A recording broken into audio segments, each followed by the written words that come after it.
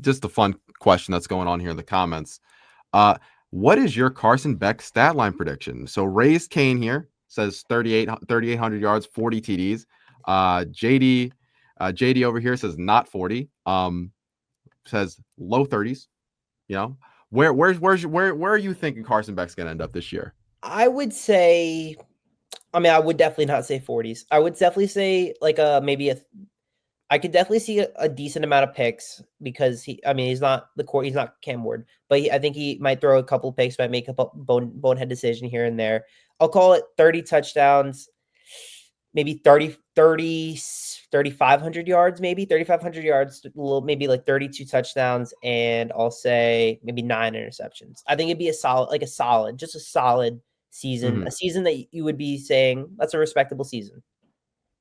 Okay, and so do you think let's shout out Leroy here too. I like that 3,500, Leroy. similar to you, I like a that Leroy. little less picks than I think you, a little more touchdowns, a little less picks than I think you said, but fairly similar numbers. Do you think this could be like type of year they get Carson Beck back into those first round top of the draft conversations? Because that's what he came here for. He came here for the Cam Ward experience. So I would say, I mean, considering his age, maybe not, and also his injury history, maybe not.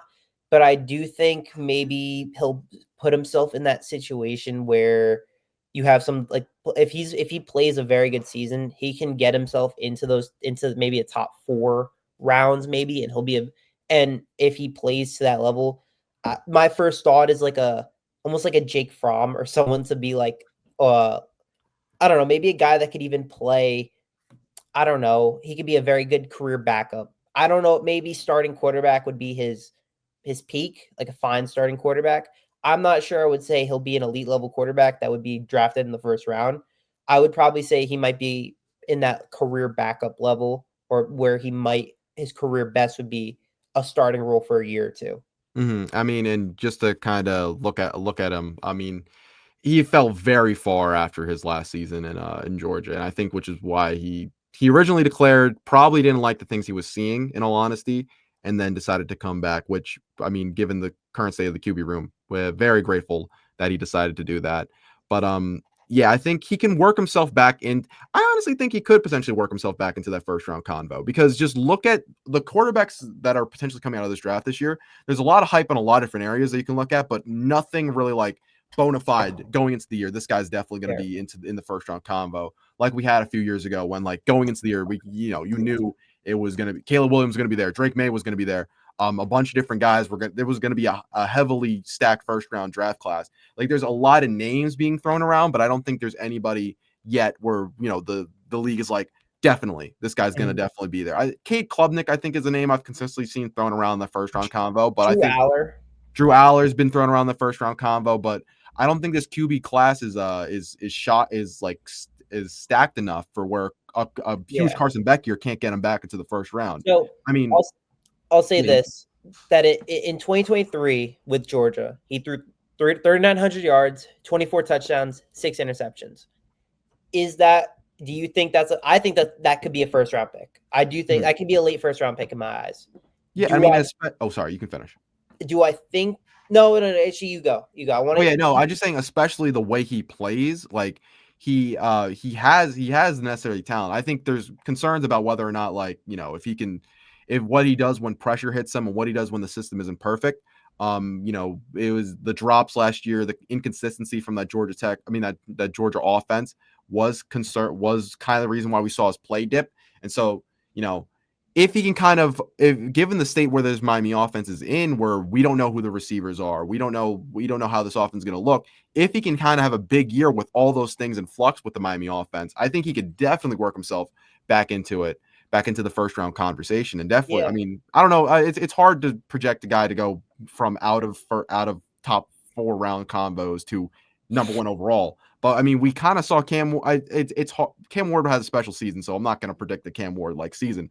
But Cam Ward, when he originally declared for the draft, was more like a 3rd, 4th round projected talent, and then had a huge year for Miami and got himself as the first overall pick. And the harp on it again, like this draft class, there are no bona fide guys that we would 100% be like. definitely gonna be like this huge prospect, big deal that we've had in like other years. Like I think Beck can 100% work himself through the season into that group of names to go with guys in the first round. That's fair. I mean, look, I think Ray's Kane makes the most important point here that if he is 100% and if he can stay healthy, can he revert back to his 2023 form? And I think if that's true, that's the real question. Can he kind of revert back to that form? Which, if he does, that's a low 30s touchdown guy. That's a 3,500 yard guy. When he last season, he had 12 picks. His really good season, Yeah. 2023, he had 6 picks.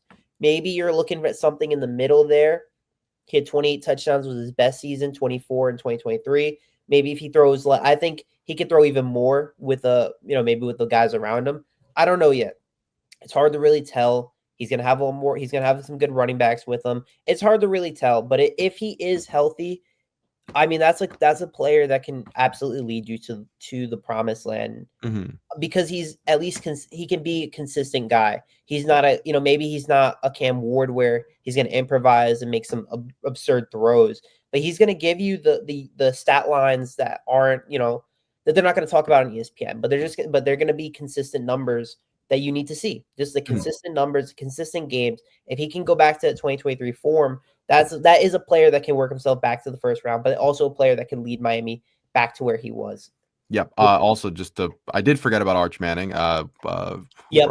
JD brought him up, but I think most of the speculation is that the Mannings want him to do a full 4 years in college. So I don't think we'll see him in this draft class. But yeah, if to be honest, if we were looking at guys coming out and guys projecting, Arch would probably be like the biggest name that people are looking at to kind of come out and be if we had to look at number one overall pick, and they probably say his name a lot. So I did forget about him, but I don't think he's going to declare this year.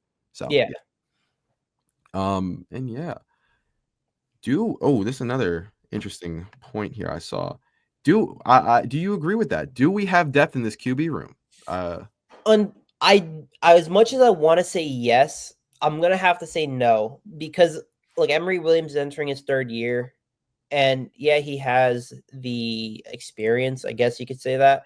I haven't seen anything from him that can make me believe in him that if Carson Beck were to go down, that I could trust in him to be serviceable. And say they don't go Emory Williams, unless I'm thinking of John Anderson or Luke Nickel, who I'm not sure I can really trust, or to throw in a true freshman right now. I'm not sure if I can trust that.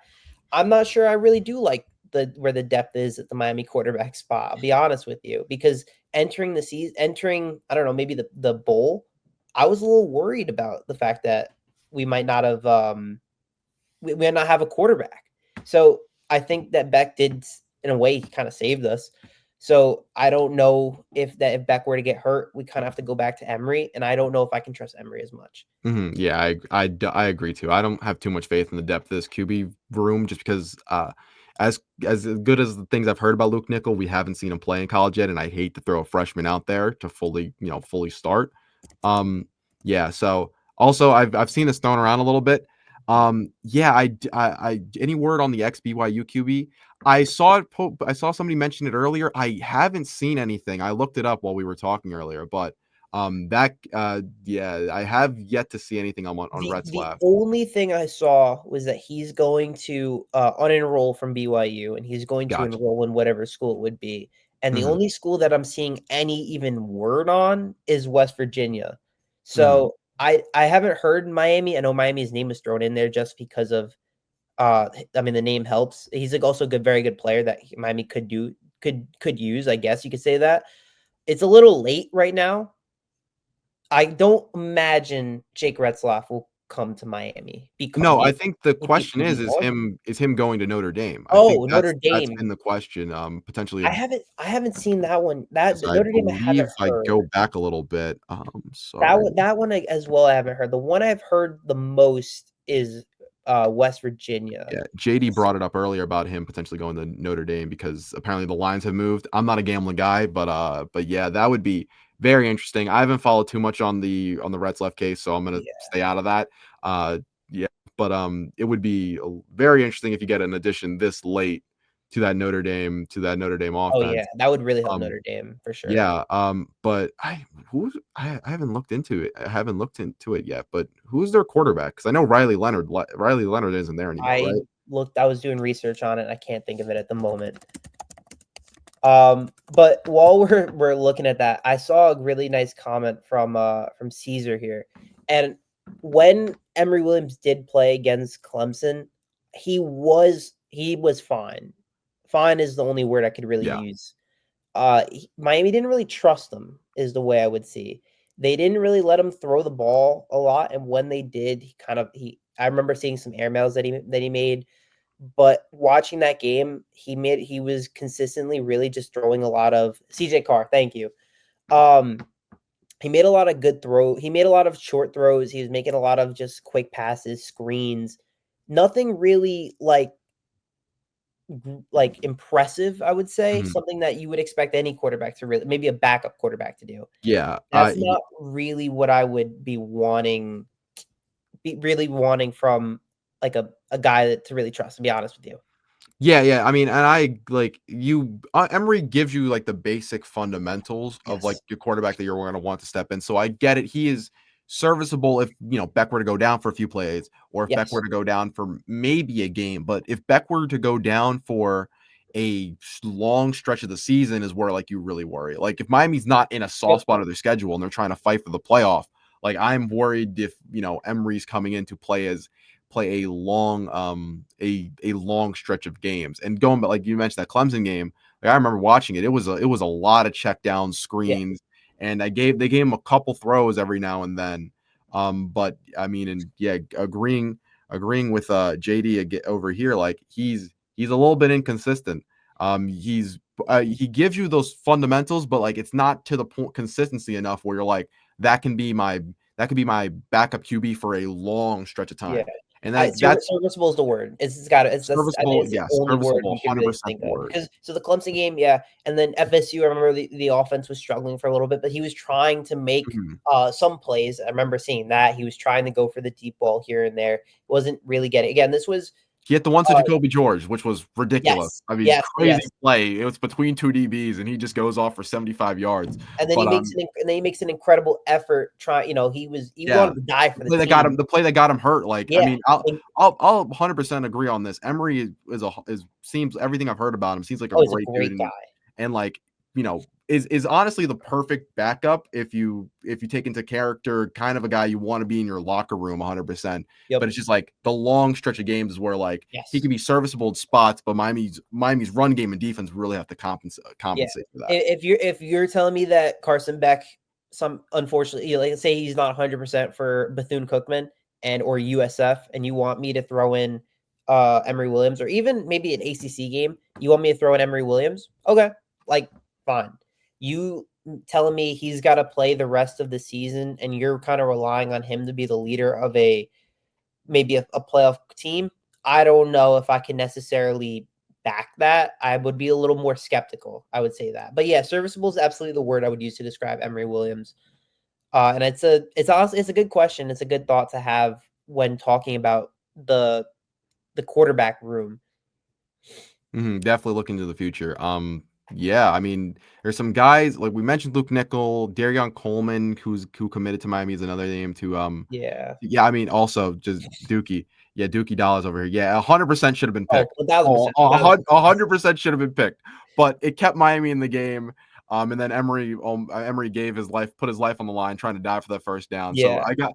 it was a Herculean effort by Oh, him to excellent. kind of try and keep Miami in that game. When I But think that was an FSU team that was still trying before yeah, it like was. It was it was an FSU absolutely. team that was had run over. I think yeah That that was a was the good year when they FSU went team. 13 and That 0, was that right? was, that was a fine. No, no, no. It was the year before that. Oh, it was the year before? Okay, sorry about that. But, yeah. Actually, wait. You might be right. It might have been the 13-0 team. It was a very good FSU team. We're not going to deny that. Yeah. They struggled because they had Keon Coleman. That was the year. That was the Okay, year. yeah, that was the year. Okay, yeah, okay. That was the year they went 13 and 0, and just Yes, keeping Miami in that game was yes. yeah. They almost won. Went into Doak with Emory Williams at quarterback. That's I mean, yeah. I think Yeah. Emory Williams could be serviceable for the game or two. Maybe not for an entire season, or maybe not for a stretch of games.